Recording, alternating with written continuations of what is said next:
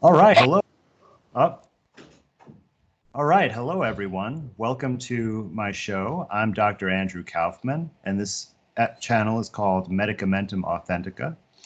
Today is April 3rd, 2020, and I have some very special guests I'd like to introduce to you. We have Dawn Lester and David Parker, the author of this excellent, well-researched book that I encourage you all to check out. They have done a couple of interviews lately and uncovering a lot of the fallacies and poor scientific conclusions in the medical community and in our medical system. And today we're going to talk about a very relevant topic to what's going on. We're going to be talking about viruses and germ theory. I'm very hopeful that this discussion you're about to see will clear up many of the questions that you have about these topics.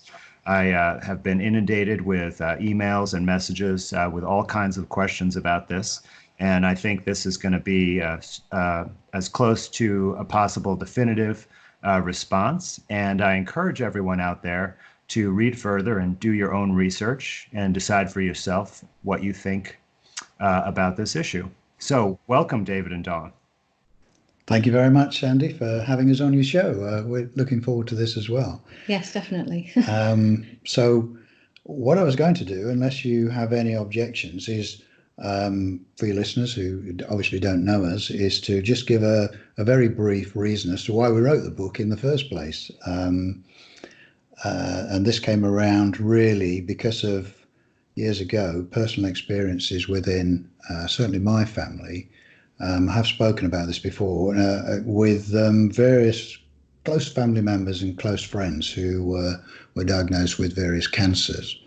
And they all, as we all thought, you take the standard medical advice and take the standard medical treatment and do everything that the physicians asked them to do. And unfortunately, all 6 people died. And this sort of came to a time when the medical establishment were always saying how much success they were having with cancer in fighting it, and things were getting better, and they were sort of having a 50% success rate. And I'm thinking, well, that doesn't correlate with my own personal experiences where they've had a 100% failure rate.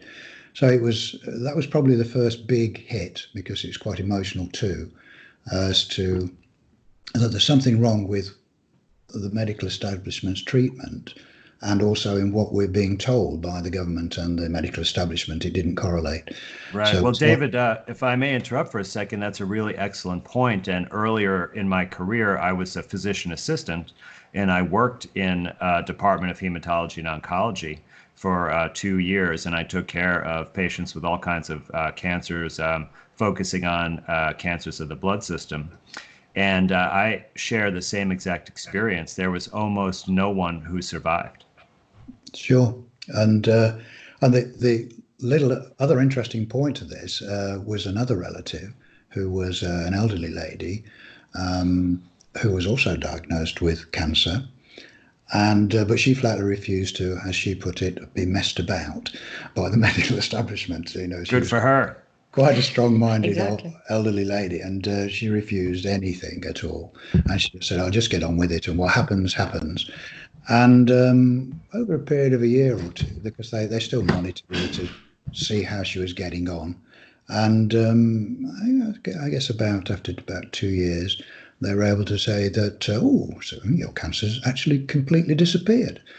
And she lived a nice, healthy life into very old age. So, Wow. all of this added to, I was thinking, well, this is very strange. All the people in my family and friends who followed the medical establishment died, and the one that didn't is still alive. So that's really what sort of kicked it off. I thought there's something wrong. There's something very wrong. So Dawn and I were writing another book, which was absolutely nothing to do with the medical establishment whatsoever. But there was a section in it where we needed some information about viruses. And so we thought, well, we don't know a great deal about it at that time, and we're going back some years now. So we'll have a look into it. And the first thing that I guess that we really came across was that there was a controversy over HIV/AIDS. which we didn't know about. We didn't know there was any controversy at all. But the more we looked into it, the more we thought, this was not a clear-cut case. There was quite a lot of high-powered, if you like, educated people. I'm thinking of like Peter Duisberg, Dr. Peter Duisberg, and others that were saying, there's something very wrong with this. We don't think, it doesn't believe there's a virus at all that's causing AIDS. So that was our first wake-up call, if you like, when we thought, oh, okay, well, we'll look into this. And Dawn and I decided right from the outset that we would not take anything for granted. We'd look for the evidence.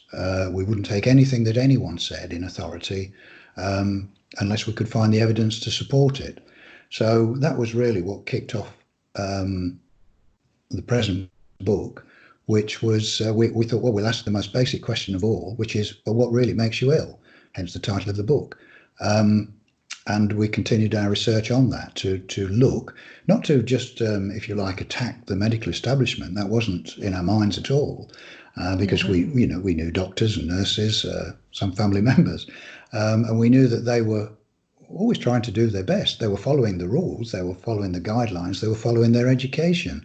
But of course, if what you're being taught is wrong and you don't know, then you're doing the best thing, but it's not going to work out right. And of course, that's what's really been happening. So we thought, right, well, we won't take any of that for granted. If we can find evidence to support what's being said, then fair enough, whether it was about viruses, bacteria, vaccinations, whatever it was. But we wanted to see the evidence. And it was a big surprise to both Dawn and I that we couldn't find it anywhere. We got led down all sorts of tracks, but the real hard evidence, any proper primary scientific papers, were just not there. And we came across other people who looked the same, such as Carrie Mullis, who people may remember invented the sort of PCR, which he won a Nobel Prize for. And he's on the record of saying, that he did exactly the same for the HIV, AIDS, the virus. And he said the scientific papers are not there. And coming from a guy like that, unfortunately he's not with us anymore, but coming from a guy like that who knows what he's talking about, we thought, yeah, we're really onto something here. It's a big thing that we're having crammed down our throats, if you like, worldwide.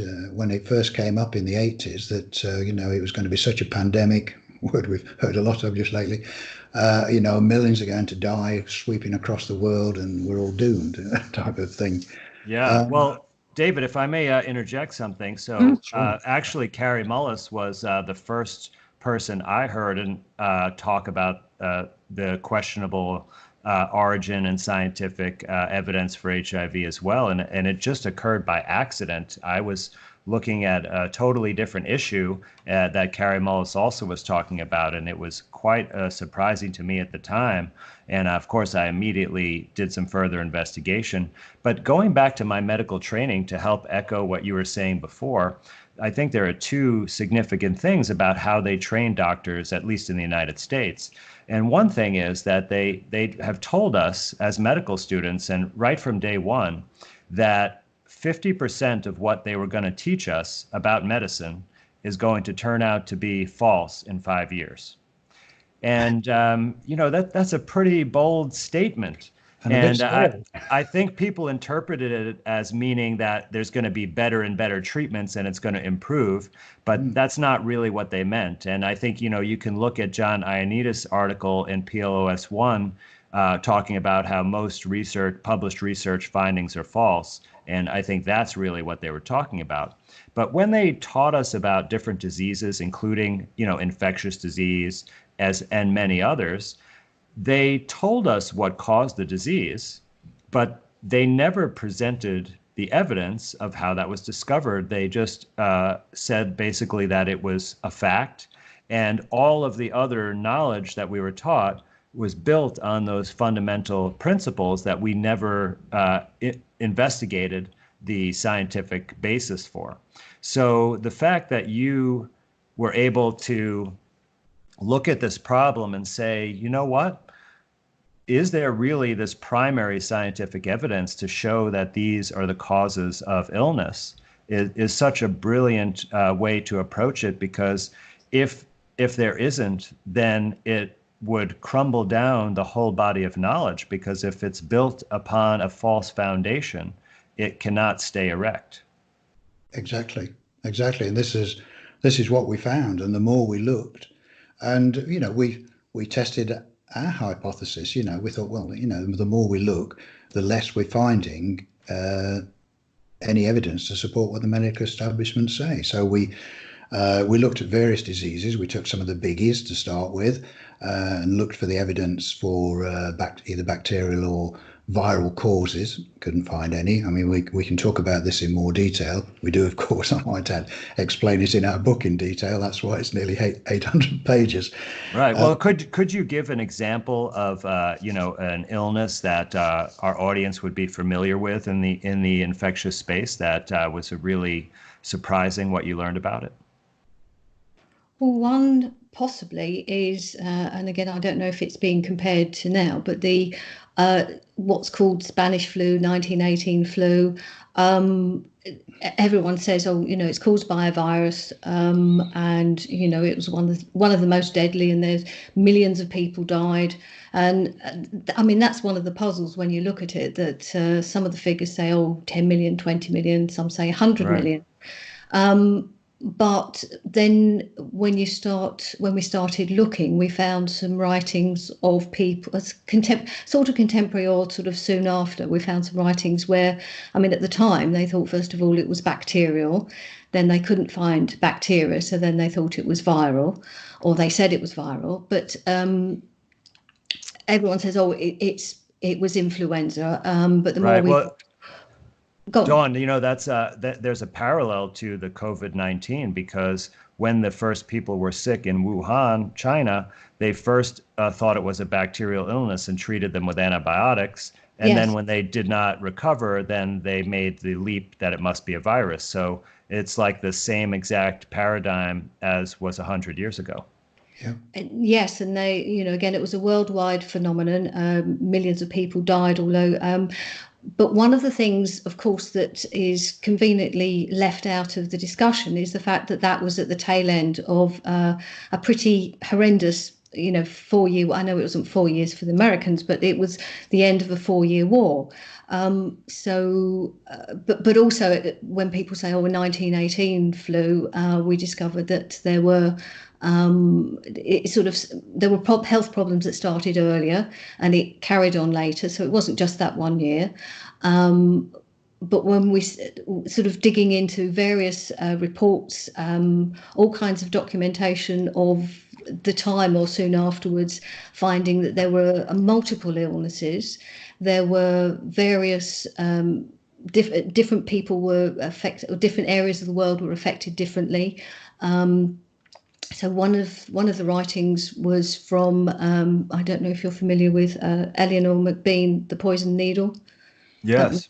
Right. Okay. Well, she describes some of the problems, and in one of I believe it was one of the American camps, thousands of American soldiers were dying soon after, surprisingly, receiving vaccines, because they were given loads of vaccines. Wow. So they had a Spanish flu vaccine at the time? No, vaccines for all Oh, kinds of things, typhoid or whatever. oh, right. They Smallpox and diphtheria, I think, is Yes, Yeah. they were they had given. at the time, right? Yeah, they were given a number of vaccines pretty much at the same time. So, there are parallels again with Gulf War syndrome. There was even So the Gulf War, they're given lots of vaccines, and so Right. that can be attributed to, so that the soldiers dying in the camps could be attributed to that. But that's not the case for everyone. So there were different places around the world where they're claiming that it's all part of the flu. And yet when you actually start looking into what was going on, the evidence isn't there that it's flu, that people were ill, but we found lots of other reasons, one of which I can't remember the title of it's a long article, but about aspirin. So that was actually causing people to have really serious respiratory problems because they were giving aspirin in very high doses. So Right. that Well, a paper, I can't remember. right. they've always taught us in medical school that aspirin can make asthma worse. So perhaps it's a similar mechanism to that. So it seems like you're saying actually that the Spanish flu may have not been one illness, but it may have been a combination of different illnesses. And that there's really no evidence that there was an influenza virus causing it. So Dawn, maybe you can introduce to us, like, how, if you were a scientist or a health researcher, how would you go about proving that a virus was responsible for causing an illness? Well, I think to our sort of simple minds, if you like, you've got, as we said right at the beginning, you've got to sort of follow the evidence and see what proof you've got. One is identifying that a virus, any virus, these sort of tiny particles, which they only discovered once they'd invented the electron microscope, which I think, just in case any of your listeners are in any doubt, these are not the nice big 3D moving pictures that you see on the media. You know, those are just computer generated images. That is not what you see down an electron microscope. They're just black and white, you would see, and certainly not moving. So we would want to see that someone could actually prove that whatever the particle was that they were identifying as the cause of the particular illness, and this goes for any virus, is that they have some proof to show that it's actually invading cells and actually destroying cells in some massive way to cause an illness, and for this to be written up scientifically. And it's that information we were looking for, primary papers that proved conclusively that they'd got a virus which was fully categorized and described and had definite proof that it was the cause of whatever disease they were specifying. And it's those papers that we've never caught sight of, and Carrie Mullis was referring to with HIV. Right. They're not there for any of these cases. So it's surmising. There seems to be a lot of it is just built on people are one is misinterpreting what data they've looked at and then making suppositions from those misinterpretations. Right. It's 2 and 2 makes 5. And I think that's why your latest piece of work on exosomes is so important, where obviously there's more information available now, but I think people are still making those basic mistakes of misinterpreting what they see and making it out to be something else. Right. So you're saying that you have not found any experimental evidence from research papers that they've actually had people ill with an illness like the flu and been able to show in that person that they could isolate and purify a virus out of the sick people, and they would not be able to isolate that out of healthy people, right? And then they would be able to show that that virus particle was actually responsible for damaging tissue in the body. Correct, yes. And that there's no evidence of that for the flu or, in fact, any other virus that is told to us that causes illness. Correct, yes. Yes. One of the things that we did, as I suggested with, the 1918 flu, is that we went back to, well, what does, questioning what does the word virus mean, and realised that it comes from the Latin for poison or noxious substance, and because obviously looking at illnesses and took us to the vaccination topic, which is there's so much connected. So we looked at some of the very original work and reports about the work of Edward Jenner, and a lot of material that was written by a number of eminent scientists and doctors at the time that looked into the topic of vaccination and called it a superstition. They called it a fraud, a hoax. So a lot of those papers, eminent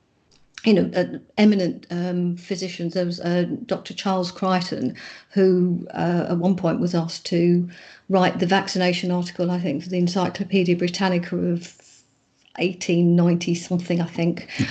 So, we're going back a long way. That was before Wikipedia, wasn't it? Oh, yeah. Yes. Encyclopedia Britannica is still, got, Still around. Yeah, it's still around.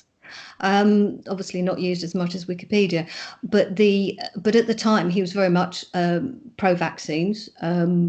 There weren't that many at the time, but again, he was pro-vaccine. But instead of just writing the standard explanation of vaccination for his article, he decided to go back and have a look at it. And when he actually looked at the science behind it, he said there is no science behind vaccination. He called it a superstition. Others have called it a fraud around the same kind of time. Now, the point of vaccines, not originally to prevent against viruses in the same way it is now. It was to induce a mild form of the disease, which was supposed to protect you against a more virulent version. Right. It's been used, obviously, since they had the electron microscope and were able to find these smaller particles. But so much of the literature of that kind of time, when they were freer to talk about these things, shows that not only was vaccination regarded as a superstition and not based on science, but some of those same doctors, I can't remember the names off the top of my head, but some of those same doctors had looked into the germ theory, and they said the same thing, that there is no scientific basis for the idea that any germ causes any disease, which was quite astounding. And these again are, medically qualified doctors of the early 20th century, thereabouts, and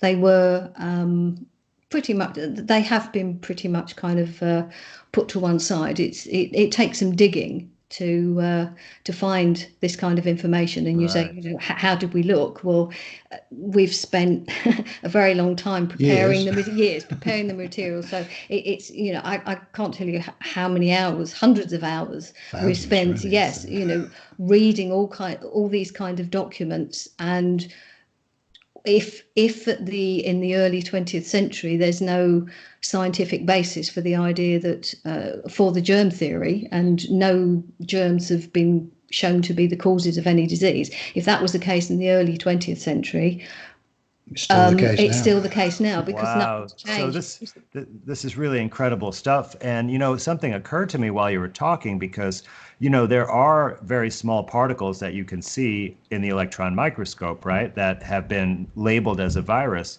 But it's very important, the power of language, because if you take those particles and you don't know what they really are, but you apply the term virus to them, that automatically makes them the bad guy. Right. Absolutely. And my understanding is that the term virus was actually used in medical research before the advent of the microscope, and they even knew that any microorganisms existed. Right. And it's sort of akin to the concept of a miasma, which is some kind of foul substance in the air, right, that can cause disease. And certainly we know that air pollution is such a thing, right? And we know about black mold that people have in homes, right, that has some kind of toxic particle or substance in the air that we breathe that makes us sick. So there is some certainly truth to that has been shown scientifically. So I think this is a good segue into talking a little bit about germ theory and Koch's postulates.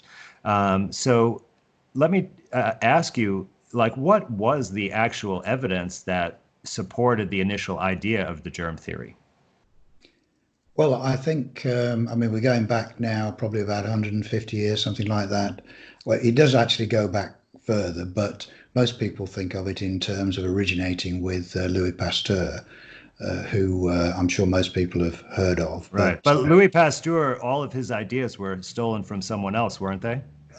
Pretty much. And it's good to remember that he was a chemist, so he wasn't a doctor, he wasn't a proper scientist, really. Whereas Antoine Béchamp was. Yes, a contemporary who was a scientist, and he knew pretty much that the things that Pasteur was putting out were unfounded.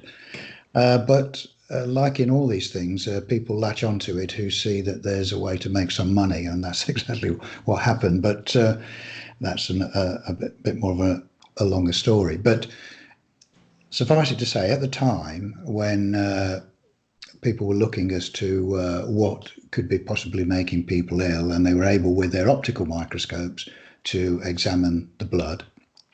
And first of all, they could only see what we now know as bacteria.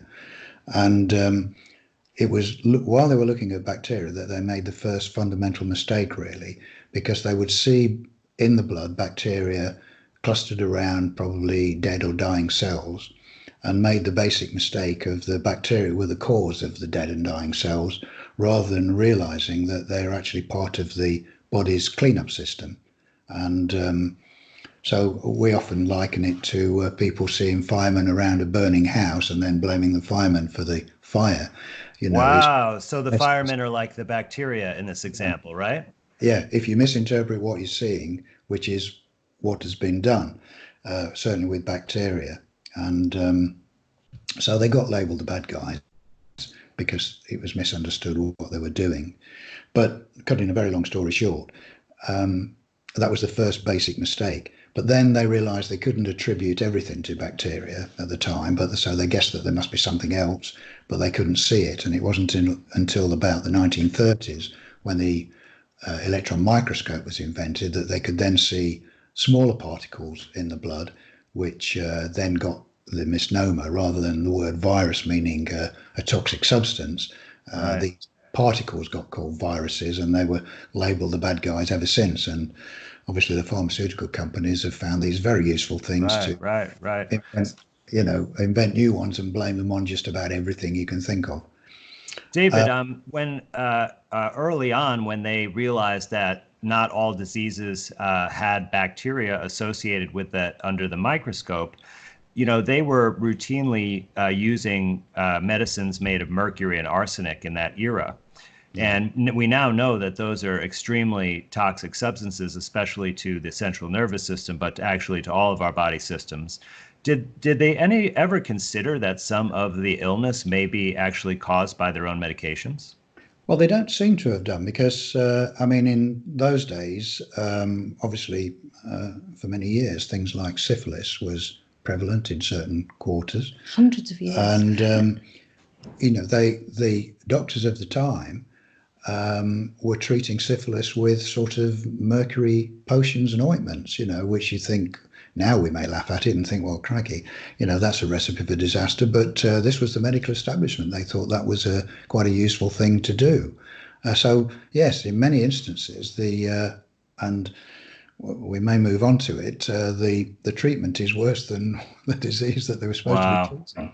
And we had a very similar parallel, didn't we, with the onset of HIV/AIDS, where certainly in the early days in the 80s, where they started treating people with very high dose AZT, which, there are many people now have looked at it and they realise that all the people they treated with that particular dose of AZT all died.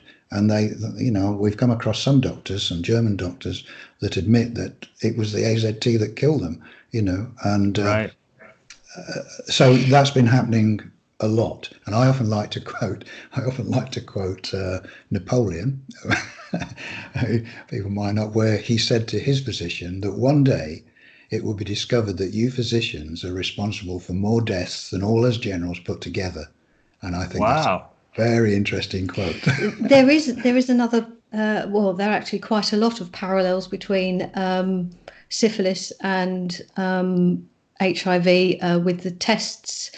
Just the way they tested and what they were testing for. Right. Because the test is an antibody test. It's not a culture of the bacteria that they say causes syphilis, correct? Sure. And syphilis has got has been recognised as something that's not necessarily got a significant kind of set of symptoms. There's again a particularly useful small booklet by Herbert Shelton, who was a doctor of chiropractic who has written a book, Syphilis, Is It a I can't remember the full name, but he's quite detailed in how he describes a lot of the way they were testing for syphilis. I mean, they'd test a whole family, not because they thought it was sexually transmitted, but because they thought that children of parents who had syphilis would be defective. So they were presenting this test, the Wasserman test. Yeah, Presumably, yes, yeah. Wasserman test. Okay. And also, and if people who wanted to get married, particularly in America, I believe this was the case, that if the people who wanted to get married had to have the test and have a negative test result. Right. And if I think that's still true. Really? Yeah. Well, Wow. I believe it was when I got married earlier in my life. Yeah. Wow. But the thing is that there's a story of somebody who received a positive test and who was so devastated he committed suicide, and soon afterwards he got a note from the medical people telling him that the test result was wrong and he was actually negative. Wow. I mean, those kind of things are Right.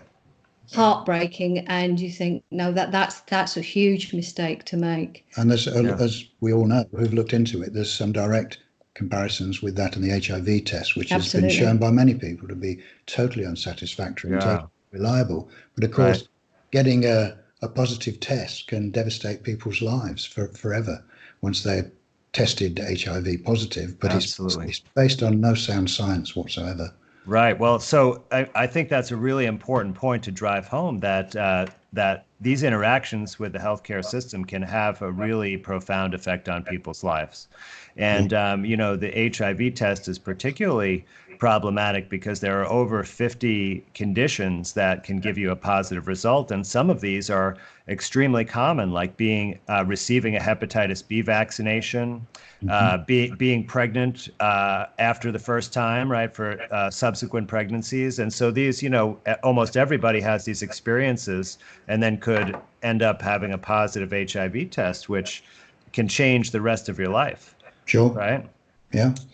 So it really, and this is sort of a worrying, has worrying consequences for what's probably going to be happening around the coronavirus thing, where they're officially putting tests together based on PCR, which again, people should remember, Carrie Mullis, the inventor of PCR, has said this is not what it was designed for. This is going to give you inappropriate tests and unreliable tests, and yet they're going ahead and doing it. And I'm pleased to see on your presentation, I think you do mention that.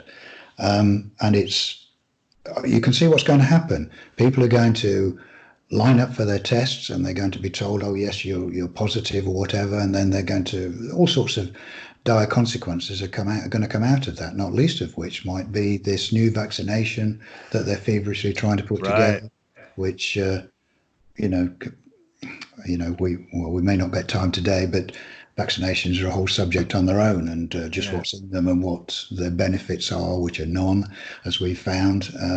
Well, David, I would definitely like to do a subsequent discussion about that issue, because that's something that I've also talked about and done quite a bit of research on. But let's get back a little bit to the germ theory, because it occurs to me that when dealing with bacteria are pretty easy to work with in the laboratory. We know how to grow them, right? And we can, like you said, demonstrate that bacteria are present in various diseases that we have, right? Like everyone knows about strep throat, that you could easily take the Streptococcus bacteria out of someone and grow it in a culture.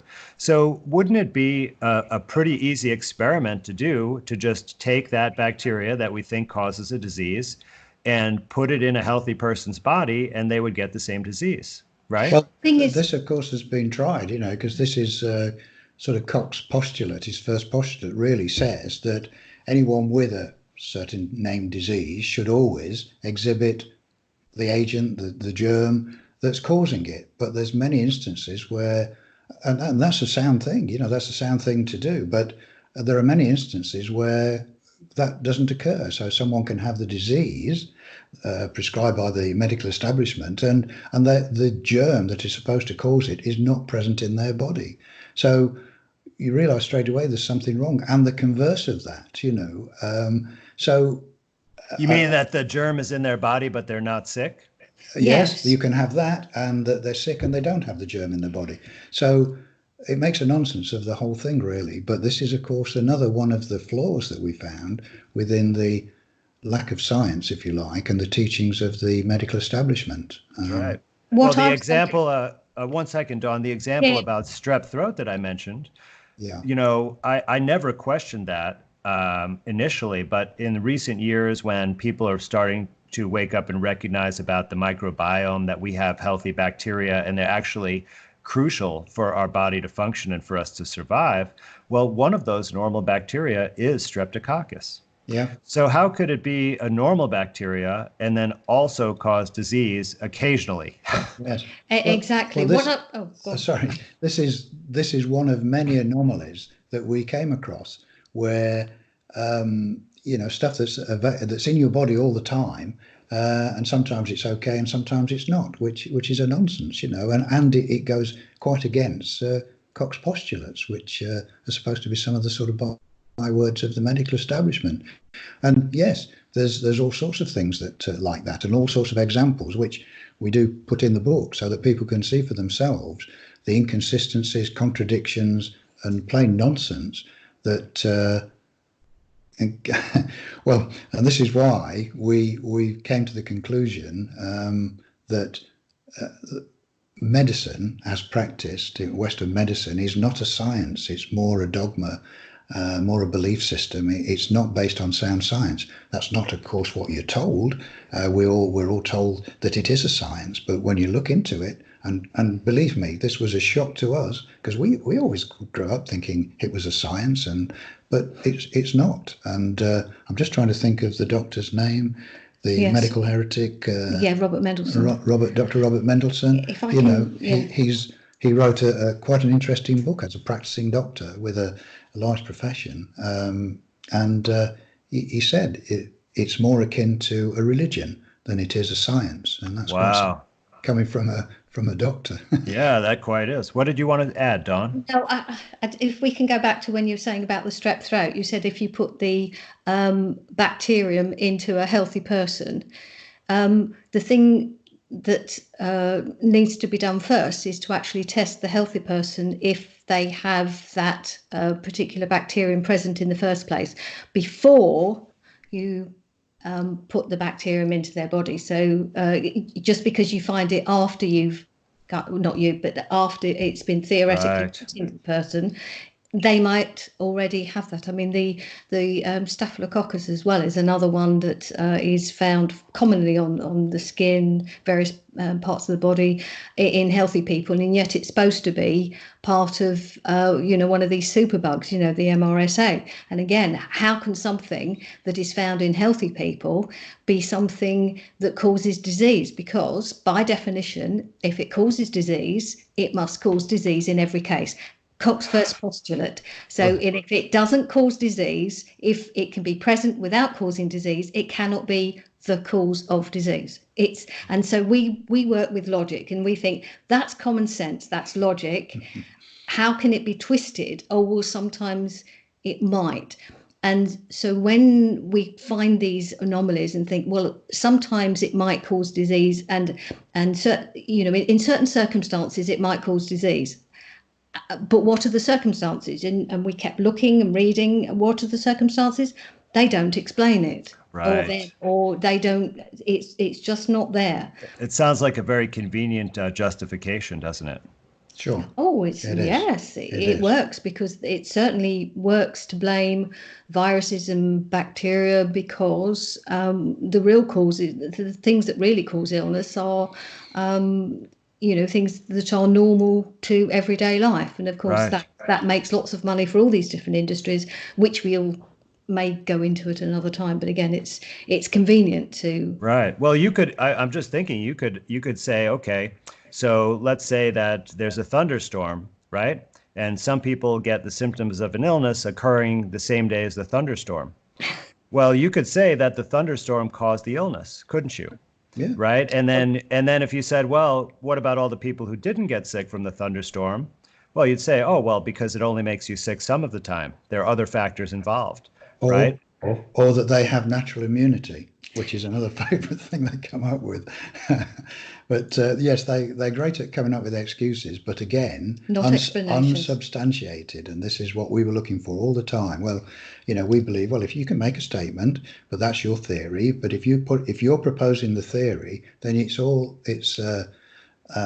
important that you can also prove what your theory is. And I always like to mention the philosopher Bertrand Russell, who once said otherwise. It's akin to me saying, him, Bertrand Russell, I believe that there's a chocolate teapot orbiting Mars, and you've got to believe me unless you can prove it's false. Right, right. Well, this is a really, really critical issue because, I've been talking about some of the same concepts that we're discussing today, and there's a lot of people that want to have a nice explanation for, well, it seems like people pass disease to each other through contagion, right? And that is totally built upon this idea that there's an infectious agent that causes the disease, and then we somehow pass that back and forth between each other. And in some ways, based on our personal experience, it does seem like that may occur because, it might be several people get sick at the same time in our family or in our child's classroom, right? But there easily could be many, many other explanations for that as well. But since we have this belief that there's an infectious germ causing the illness, well, it makes a nice explanation. But what I'm trying to tell people is that it doesn't really matter if contagion is true or not, because if there's actually no germ causing the illness, it doesn't matter, right? Because in order to understand it, you have to then go back and find out, well, what actually is causing the illness? And then see, well, how do you get that? And does it make sense that that could pass from person to person? Or does it come from a common source, right? Or is it part of some kind of biological program that is a normal function in some way? Well, the contagion stroke infection question is something that comes up quite a bit when we're talking to people, and we'll always get little stories about their little Johnny, shall we say, goes to a party at someone's house, and all the kids mix together, and they all come down with measles or chickenpox or something like that. So therefore, they think contagion or infection must be a fact. And our sort of answer to that is that, first of all, as we show in the book, if you take away the fact that there are no bacterial or virus causes of disease, that cannot be proved. So we're not denying that, okay, all the kids get ill, let's say, or a high percentage of them. So therefore, there must be some other factors, which obviously we can't be aware of. We'd have to know what their environment is, what their food and drink is, what their medicine and vaccine schedules are, to be able to stand any chance of being able to put a guess together as to what makes them ill. But we also, and I've sort of thought about this to give a little example, to sort of show people that appearances are not always what they seem. And I sort of have given a little example in the past, just to observe lightning. Now, whenever we see lightning in a storm, it looks like it comes from the clouds down to the earth. But in actual fact, just the opposite is what happens. The electrical charge, it may surprise me, the electrical charge actually comes from the earth up to the clouds. But why you see the optical illusion is because the atmosphere is thinner near the clouds and more dense near the ground. So the electrical charge, as it passes up from the earth, heats the thinner atmosphere quicker and progressively slower as it comes to the earth. So you get this optical illusion that the charge comes from the clouds down to the earth, but it's an illusion. The charge comes from the earth to the clouds, but your observation would tell you otherwise. And so we're trying to give that as a little example so that people start to realize that just because you see a certain thing, it can be very misleading. And that's a prime example. Wow. So let me just see if I understand that correctly, because I'm taken back by surprise with what you just said about lightning. I need to brush up on my physics knowledge. Okay. But it seems that what you're saying is that the lightning actually doesn't come from the sky down to the ground. It goes the opposite direction, but we see it as if it's coming down to the ground because it basically heats up the air quicker in the upper atmosphere because there's less air to heat up, Yes. right? So we see the light from that heat first. Yes. And so it's just like if you had, two pots of water and one pot had a gallon of water and one pot had a pint of water, the pint would boil first. Sure. That's right? exactly it. That's exactly it. Wow, that's amazing. So we can really observe something and without very, very careful scrutiny can be completely fooled as to the explanation of what we're seeing. Yeah. Or even the nature of what we're seeing. Exactly. Yes. And contagion stroke infection is exactly that. An observation is made and a false conclusion is drawn from that because people aren't aware of all the facts that actually could cause it. Right. Isn't the reason for Koch's postulates to make sure that we don't have these kinds of errors in our reasoning when we're figuring out the cause of disease, right? And Yes. so just to summarize about Koch's postulates, so I believe there's actually 4 postulates, Yes. right? And this is the requirement from Robert Koch, a famous German scientist who is a proponent of germ theory. And in fact, even in Germany now, they have the Robert Koch Institute. It's the most prestigious scientific establishment studying medically related science, right? And those Sure. postulates, the first one, which is just that sick people have this germ and healthy people don't have it. Yeah. Just that first one has not even been satisfied for any infectious disease. Absolutely. So we Correct. don't even need the other 3 because the first one, the most basic one, has not been satisfied. Yeah. That's what we concentrated in the book because that one follows complete logic, and if that one fails, as you say, the other 3 are pretty much irrelevant because but even at the time of Robert Koch, even even his experiments didn't fulfill those postulates. No so-called infectious disease has actually fulfilled those postulates. There's just nothing. Wow, this is so mind-blowing because you know that almost the entire foundation and paradigm of modern allopathic medicine is based on germ theory. And there's a good reason why it's called germ theory and not germ law, right? Yes. Or germ fact, because as you're saying, there's actually no experimental evidence to support it in any way. Yeah. Right. And wasn't there even one scientist who took this a step further and swallowed a really dangerous or allegedly dangerous germ? Yes. Max Pettenkofer. I'm not quite sure how it's pronounced, but yes, no, I mean that there's some people say it's just a sort of urban myth, but it certainly It is documented. Yes, exactly. It's documented.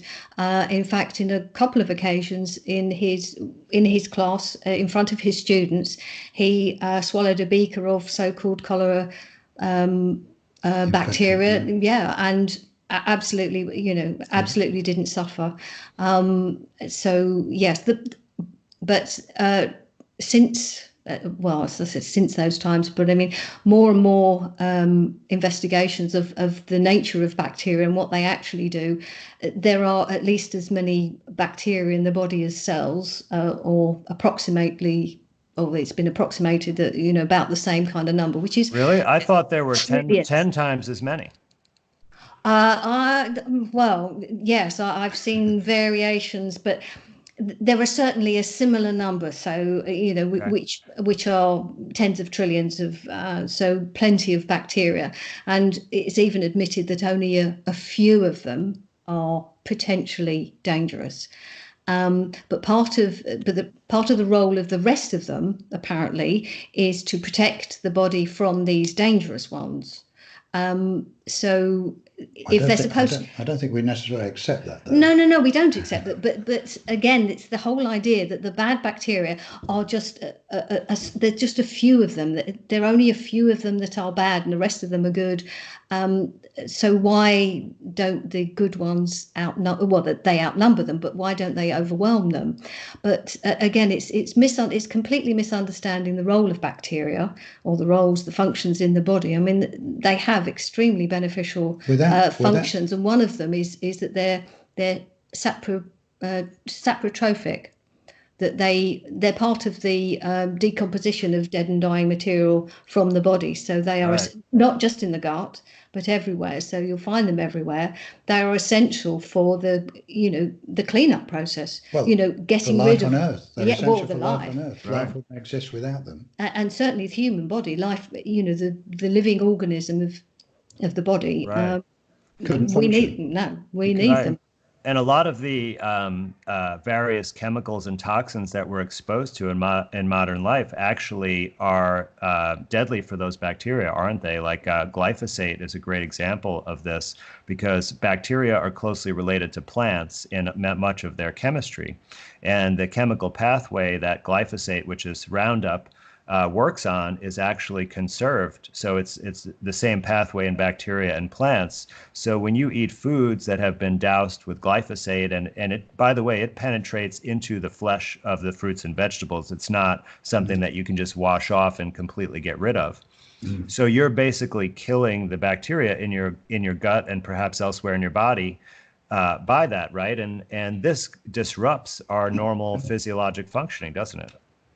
Absolutely. And of course, in the book, we describe these things in detail so that people can understand. It's a bit like a detective story. So we do sort of encourage people to start at the beginning and read through to the end, so that they're in no doubt as to the lack of science, and not only the lack of science to prove what the medical establishment says, but to give more plausible reasons, much more plausible reasons, for why these various diseases, because we looked at it in not only humans, but also in animals as well, to see whether the things like, we had a big thing in the UK with what was commonly called mad cow disease, and we investigated that to see what it was. And we're able to find that in the UK, it was down to the UK government's insistence that the farmers, when they dipped their cattle, used very high dosed organophosphates, which attack the central nervous system of the cows. Hence, they appeared to go mad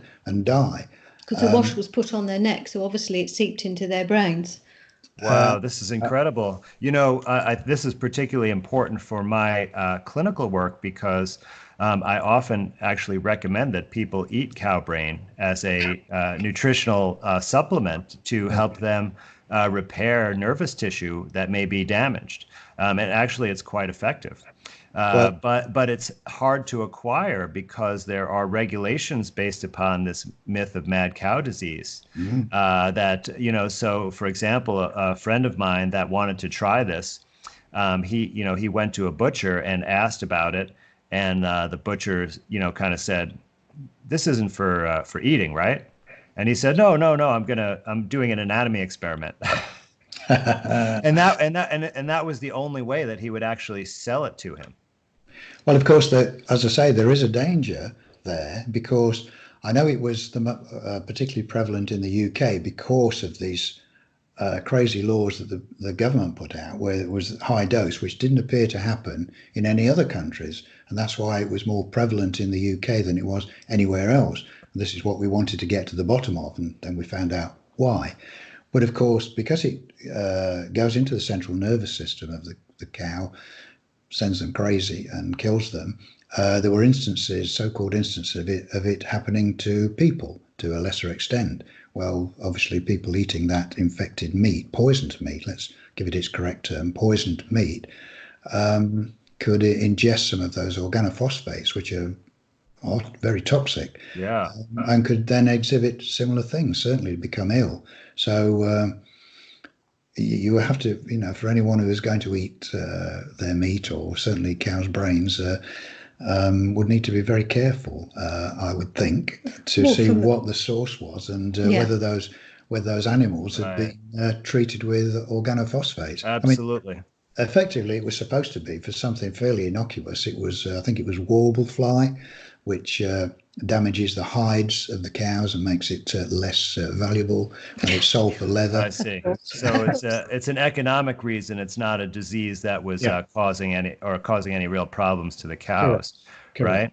So this idea we're saying here, like a really scary illness, right? The mad cow disease.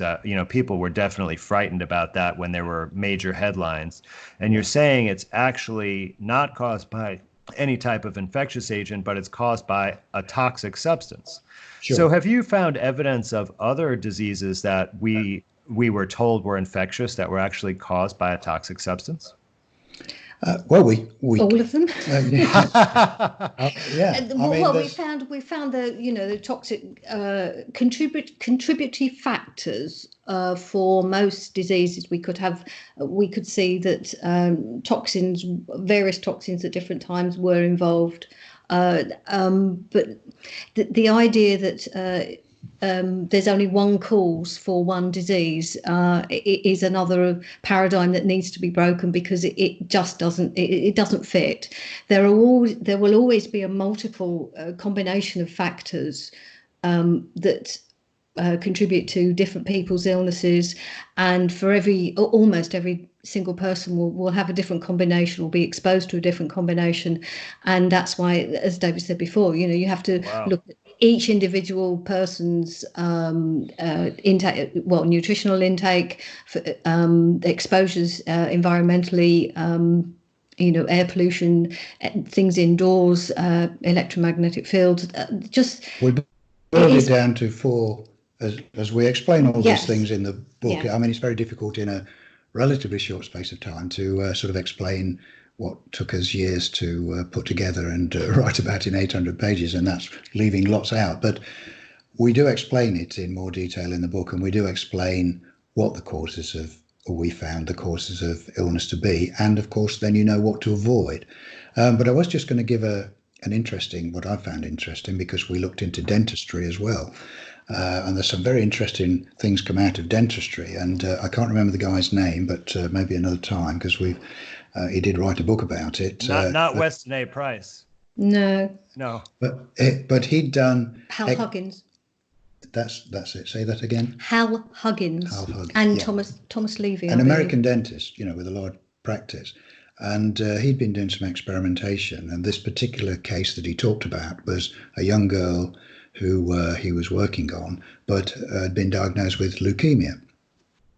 And he got permission to take out all her fillings, and which he did.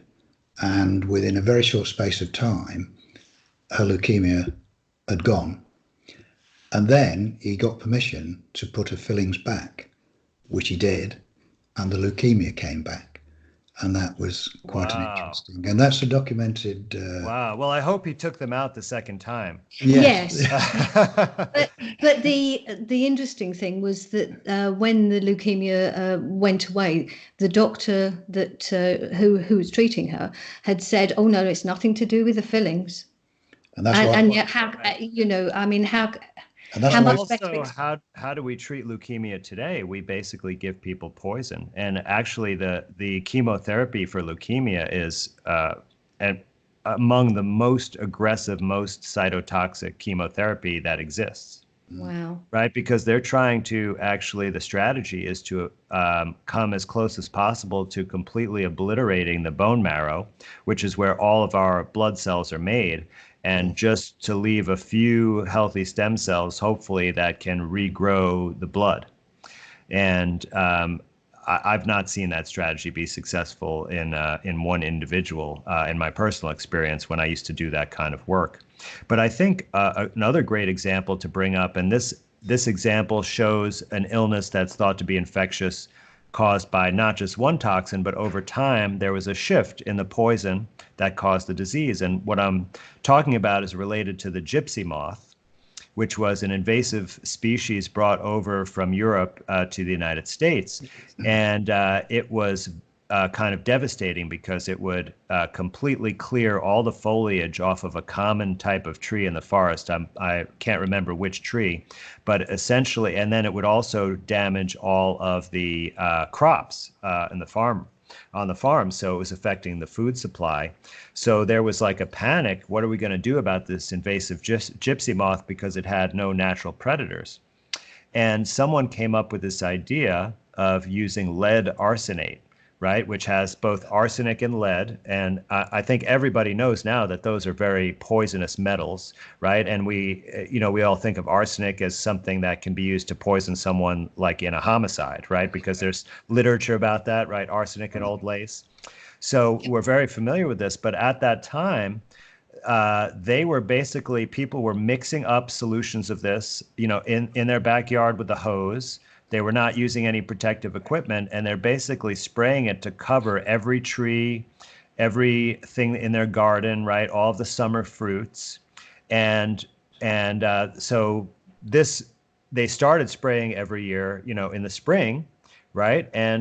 And then we started seeing this huge epidemic of poliomyelitis, right? And I want to clarify that the term poliomyelitis actually is not the name of a virus. It's the name of a specific type of lesion in the spinal cord. And if someone dies from this condition, you can actually dissect their spinal cord and look under a microscope and see a very specific type of damage that's been labeled as poliomyelitis, and can be easily recognized as the cause of this illness, which causes paralysis is the main thing, and it can be progressive and can cause your breathing muscles to not work anymore, right? And we all remember stories about the iron lungs that were trying to get people through that. So there is a very strong correlation to this spraying and the prevalence of that disease. And this continued for quite a while, and ultimately was not successful at removing the invasive moth, by the way.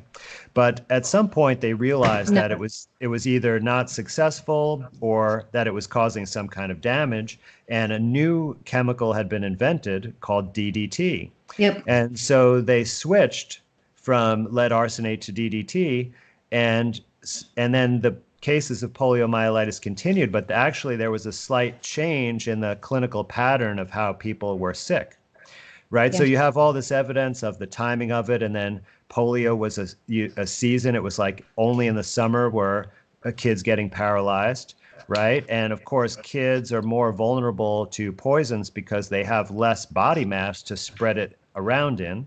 Right, and they also may have smaller livers to detoxify. Not that your body's not able to really handle metals, because we really don't. We're not exposed to metals very much in the natural world. This is really a byproduct of the Industrial Revolution, right? So it's very devastating. So you see basically this pattern of one poison causing the illness and then switching to another poison, because, with DDT, there are all these stories that kids playing in the summer, when the trucks came by to spray DDT, that they would actually go in the spray and they were encouraged to by their families, right? Because it was going to protect them from getting some kind of disease or something, and meanwhile, it was actually causing the disease. Yeah, yes, we do cover the polio, DDT, lead arsenate. Yes, that's sort of covered in the book. It's all in there. Yes. Have you read Silent Spring? Of course, Rachel Carson. I read that in college. Yeah. Yes. And so that's quite a hard read, but I mean. Such an important piece of work to put out there, and yet they absolutely vilified her. Dreadful. What? Right, and look what the environmental movement has become. It's been focused on things that aren't really affecting our health, right? When meanwhile all of the companies are still able to dump all these poisons, everywhere, and many of them are unregulated at all. Like there's a pesticide called atrazine that has been shown to, when like frogs and amphibians are exposed to it, they become hermaphrodites, meaning they have both male and female genitalia, right? So this is just one example of a pretty potent chemical that is a endocrine mimicker. So it mimics sex hormones for us and causes perturbations of sexual development. And this is not regulated at all in the United States. The EPA said there was insufficient evidence to regulate this drug. And so you can use it, at your will and spread it around everywhere. So if we started to investigate this in the mainstream and saw that it's actually these poisons and toxins we're exposed to that are causing the illness, boy, there would be a lot of anger and protest among the general public, wouldn't there? Well, this is it. And of course, this is the problem. And we're seeing a prime example of it now with the coronavirus scare, is just how complicit the mainstream media is in the in the fraud, really. I mean, you imagine if the mainstream media wasn't covering this coronavirus thing in the way they are, with all the scare stories on a almost 24-hour basis, day by day, it wouldn't have been nearly as successful from the government's point of view of this lockdown, which they've locked down practically the world, putting companies out of business, putting people out of jobs, high rates of suicide, all based basically on a lie. We're quite convinced with our studies of the nonsense behind viruses causing these diseases. So we know that the basis of that story cannot be true. So if people are getting ill, and that's a big if, because if there are people getting ill, then it's for some other reason. But I don't believe anything like those numbers can be true. And I did start having a look at, just for the UK, where the government publishes year on year, month on month, the death rates, Right. total death rates in the UK. And you can see no change, so there's no spikes. And I shall keep watching that throughout this year. But because it stays fairly constant around, year in, year out. And if there's going to be some pandemic, as we're told, then you would expect to see spikes in that. But there isn't anything. There's nothing showing so far. Well, I've looked at some of those data sources as well. I've seen the one from the UK government, and there's another one that looks at a bigger section of Europe called MOMO. Yes. Right. And so what they're looking at is called excess mortality. So in other words, so far in 2020, are more people dead this year than the average for any given year. Right. And this is a really important thing to monitor, because if there is some new type of illness that comes about, right, this is how we're going to capture it. That you're going to see an increase in total deaths. And then, that would be a signal to start investigating what could be causing it. And so this year, we're not seeing any spike like that at all. And I want to give some important numbers, because we're talking about, poisons and toxins being a major cause of illness, and most likely the explanation for virtually all of the diseases that we are told are infections, right? Specifically, and I'm sure also cancers. But if we look at the actual number of people who are dying from other things like pharmaceutical prescription drugs. Now, there was a study, and this is in the Journal of the American Medical Association, so this is not from a fringe research group at all. This is a very, very mainstream article. Of course, it didn't get any of the media coverage like this virus is, but it concluded that 128,000 people every year in the United States die from using prescription drugs as directed. So these are not people who took an overdose or who made a major mistake and, took 3 pills instead of 1. These are people who are actually following the instructions, and they die from the drugs. And, in my opinion, many of these drugs are poisons. Oh, right. And of course, that's why they would kill so many people. And that number just in the United States is just an order of magnitude higher than the total number of deaths worldwide from this corona, that are blamed on this coronavirus. Yeah. I agree with you that I've looked carefully at the papers alleging that this virus causes disease, and they once again have not satisfied Koch's first postulate at all. In fact, they haven't even directly isolated and purified any viral particle from people who are sick. They have to mix it with cells. And so I've seen two experiments. One, they mixed it with lung cancer cells, and lung cancer cells are sick and exhibit a lot of properties of disease.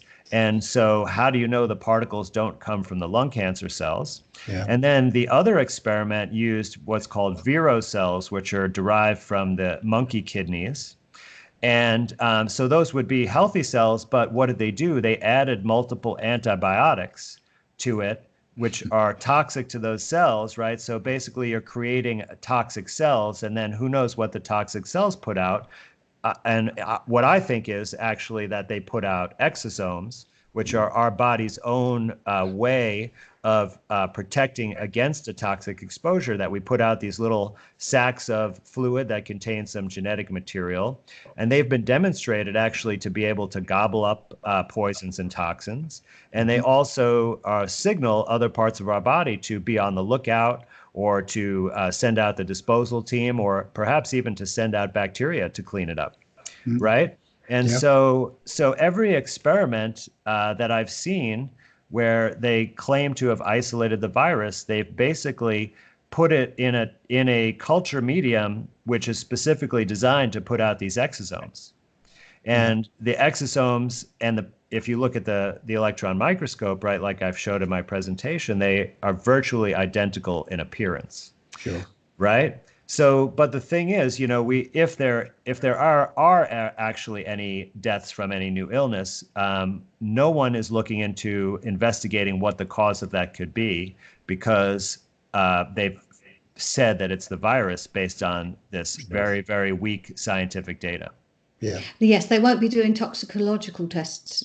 Well, they just don't, because they don't want to look for toxins. No, I think most people who've looked into this, and also, what shall we say, the wider political agenda,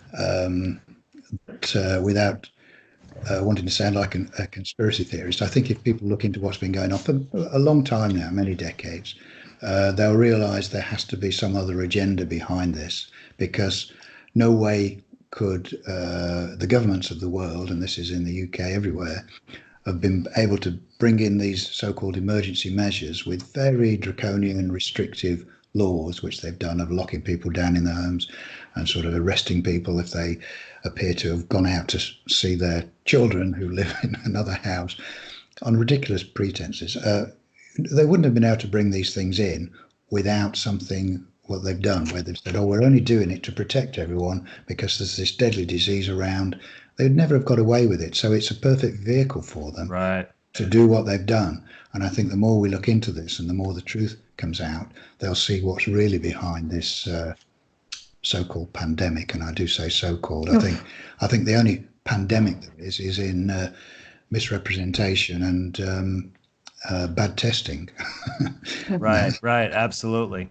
So, Dawn and David, I think we've covered quite a bit of material. We've given a big overview, right, of everything basically related to infectious disease, and we've spoken our opinions, the conclusions that we've come to, that there's actually not even shaky evidence, but there's really no clear evidence to support even the first of Koch's postulates that any so-called microorganism infectious agent causes any disease. And I want to once again refer all the viewers to this excellent book, which in addition to laying out all of this, is extremely well referenced with its bibliography and footnotes, so that those people that want to look directly at the scientific papers themselves will be able to find out where the information's from. Because I know there's a lot of researchers out here listening to this, and they may not have looked into some of this biological and medical science,